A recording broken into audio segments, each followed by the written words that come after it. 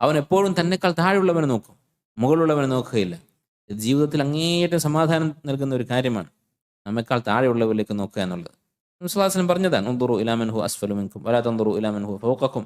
നിങ്ങൾ മുകളിലുള്ളവരേക്ക് നോക്കരുത്, താഴെയുള്ളവരിലേക്ക് നോക്കുക. ദാലിക അജ്ദറു അല്ലാ തസ്ദറു നിഅമത്തല്ലാഹി അലൈക്കും. അള്ളാഹുവിന്റെ നിഅമത്തിനെ നിങ്ങൾ നിസ്സാരമായി കാണാതിരിക്കാൻ അതാണ് നല്ലത്. നോക്കൂ, നിങ്ങൾ എത്ര സത്യമാണ് വിശ്വാസനം പറഞ്ഞിട്ടുള്ളത്. നമ്മുടെ മുകളിലുള്ളവരിലേക്ക് നോക്കിയാൽ നമുക്ക് അള്ളാഹുവിനോട് നന്ദി കാണിക്കാൻ ഒരിക്കലും സാധിക്കുകയില്ല.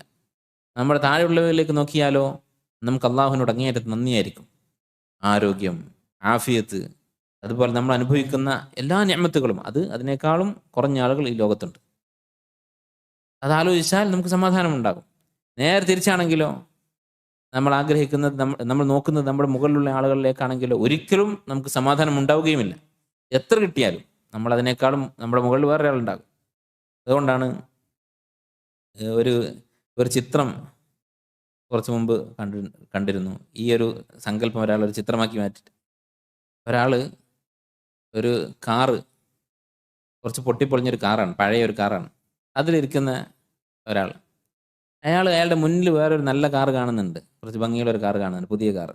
ഈ പഴയ കാറിലിരിക്കുന്ന ആൾ മുന്നിൽ കാണുന്ന കാറിൽ നോക്കി വിഷമിക്കുകയാണ്, എനിക്കിത് കിട്ടിയില്ലല്ലോ.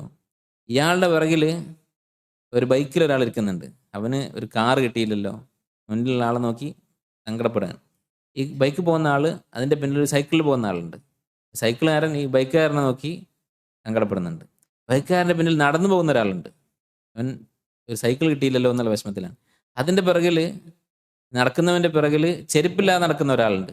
അവൻ ഈ വെയിലത്ത് നടക്കുമ്പോൾ ഒരു ചെരുപ്പുണ്ടായിരുന്നെങ്കിൽ എന്നാഗ്രഹിക്കുന്നു. അതിൻ്റെ പിന്നിൽ കാലില്ലാത്ത ഒരാളുണ്ട്, നടക്കാനൊരു കാലുണ്ടായിരുന്നെങ്കിൽ എന്നാണ് ഇവൻ്റെ ആഗ്രഹം. ഇങ്ങനെ ഓരോരുത്തരും അവൻ്റെ മുന്നിലുള്ളവനെ നോക്കി വിഷമിച്ചുകൊണ്ടിരിക്കുകയാണ്. ഇവർ നേരെ തിരിച്ചു നോക്കിയിരുന്നെങ്കിലോ അവർക്ക് എല്ലാവർക്കും സമാധാനം ഉണ്ടാകും. ഇങ്ങനെയാണ് നമ്മുടെയൊക്കെ ജീവിതം യഥാർത്ഥത്തിൽ. നമ്മൾ മുന്നിലേക്ക് നോക്കി, മുകളിലേക്ക് നോക്കി നന്ദി കെട്ടവരായി, അള്ളാഹുവിൻ്റെ അടുക്കൽ നമ്മൾ നന്ദി കെട്ടവരെന്നുള്ള സ്ഥാനവും നമുക്ക് ദുനിയാവിലെ ജീവിതം അങ്ങേയറ്റം ഞെരുക്കവും, ദുനിയാവും ആഖിറവും നഷ്ടപ്പെടുന്ന അവസ്ഥ. നേരെ മറിച്ച് താഴെയുള്ളവരിലേക്ക് നോക്കിയാൽ ദുനിയാവിൽ നമുക്ക് സന്തോഷമായിരിക്കും, ഞാൻ അവനേക്കാൾ മെച്ചമാണല്ലോ, അൽഹംദുലില്ലാ.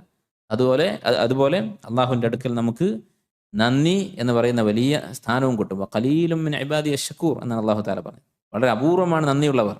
ആ സ്ഥാനത്തേക്ക് നമ്മളെത്തും.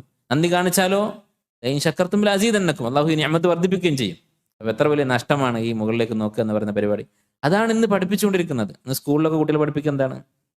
കൂടുതൽ എങ്ങനെ സമ്പാദിക്കാം. അതുപോലെ തന്നെ നമ്മുടെ ലക്ഷ്യം ശരിയാണ്. ഒരു മുഅ്മിൻ ഒരിക്കലും അവൻ്റെ ലക്ഷ്യം ചെറുതായി പോകാൻ പാടില്ല. അവൻ ഏത് മേഖലയിലാണെങ്കിലും ഉയർന്ന ലക്ഷ്യം വേണം.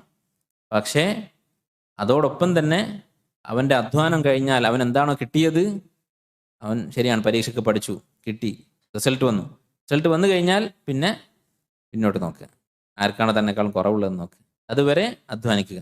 ഇതായിരിക്കണം ഒരു മുഅ്മിൻ്റെ നിലപാട്.